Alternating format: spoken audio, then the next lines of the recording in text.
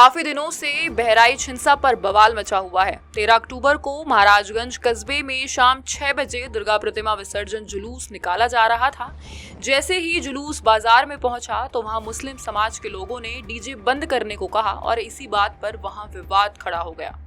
जुलूस पर पत्थर फेंके गए। दोनों पक्षों में पथराव आगजनी के साथ साथ 20 राउंड से ज्यादा फायरिंग हुई और इसी दौरान जुलूस में शामिल रेहुआ मंसूर का रहने वाला 22 साल का राम गोपाल मिश्रा ज्वेलर अब्दुल हमीद के घर की छत पर चढ़ गया और वहां लगा झंडा उतार कर अपना झंडा लगा दिया। तभी अब्दुल हमीद के घर से फायरिंग की गई, मगर इस बार गोली राम गोपाल को लगी और वह उनकी छत पर ही गिर गया। फिर जैसे ही राम गोपाल की मौत की खबर वहां जमा भीड़ को मिली तो भीड़ भड़क गई और सड़क पर जाम लगा दिया गया। मूर्ति विसर्जन रोककर पूरी रात प्रदर्शन किया गया। रात में ही डीएम मोनिका रानी और एसपी वृंदा शुक्ला भी वहां पहुंच गई। साथ ही कई थानों की फोर्स भी बुलाई गई।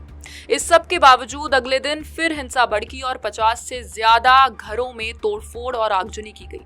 हालात संभालने के लिए ADG law and order Amitabh Yash को पिस्टल लेकर सड़क पर उतरना पड़ा।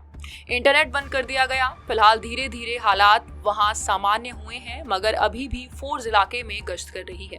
जगह जगह बैरिकेडिंग लगाई गई है। आपको बता दूं कि बहराइच हिंसा में अब तक 89 आरोपी पकड़े जा चुके हैं। साथ ही पीडब्ल्यूडी ने 23 घरों पर अतिक्रमण का नोटिस लगा दिया है। अब्दुल हमीद के घर के साथ साथ, जो कि राम गोपाल मिश्रा की हत्या में मुख्य आरोपी है, 20 मुस्लिम और 3 हिंदुओं के घरों पर भी ये नोटिस लगाया गया है।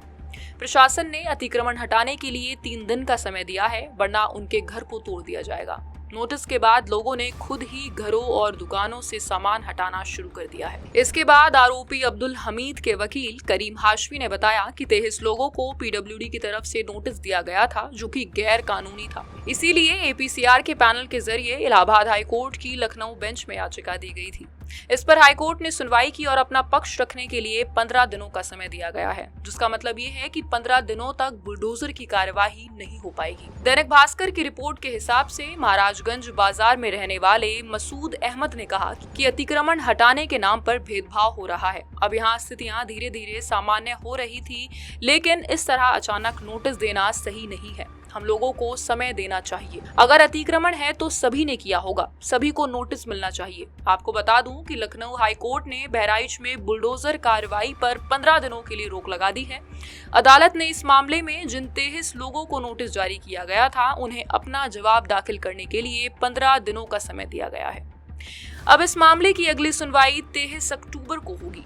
दूसरी तरफ सरकार के वकील बोले कि कोर्ट ने बुलडोजर पर किसी तरह की कोई रोक नहीं लगाई है। अगली सुनवाई 23 अक्टूबर को होगी, मगर याचिकाकर्ता के वकील सौरभ शंकर श्रीवास्तव ने बताया कि हाईकोर्ट ने प्रमुख रूप से 4 पॉइंट पर आदेश दिया है। पहला, पीडब्ल्यूडी द्वारा चस्पा किए गए नोटिस के तहत दिए गए 3 दिनों के समय को बढ़ाकर 15 दिन कर दिया गया है।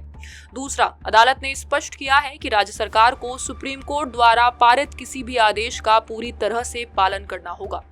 तीसरा, सरकार को 3 दिनों के भीतर यह बताना होगा कि कितने मकानों को चिन्हित किया गया है और कितने मकान अवैध रूप से बनाए गए हैं। आखिरी और चौथा ये है कि हाईकोर्ट ने आदेश दिया है कि सरकार को रेवेन्यू रिकॉर्ड में यह बताना होगा कि सड़क की चौड़ाई कितनी है और यह सड़क कहां से कहां तक बनी हुई है। धन्यवाद। जय हिंद।